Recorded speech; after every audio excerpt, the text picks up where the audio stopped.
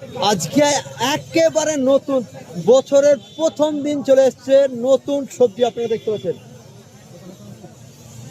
একবারে নতুন সবজি কচু, কিন্তু বাজারে প্রথম দিন আর দামে খুবই অল্প, মাত্র 70 টাকা কেজি কিন্তু পাইকারি বিক্রি হলো। দাদা কত বিক্রি হলো? 70 টাকা।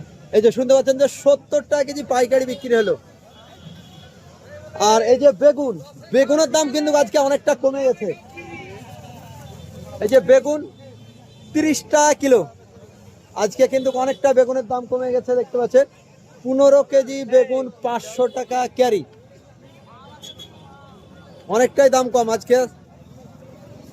আর তরমুজ, তরমুজ কি দাম হচ্ছে? তরমুজ, ও তরমুজের সেই দাম একবারে আজকে হঠাৎ করে এসে তরমুজের দাম কমে গেছে। 28/4/2026 তরমুজ দামও কম, 15 থেকে 16 টাকা কেজি বিক্রি হয়েছে কিন্তু পাইকারি দামে।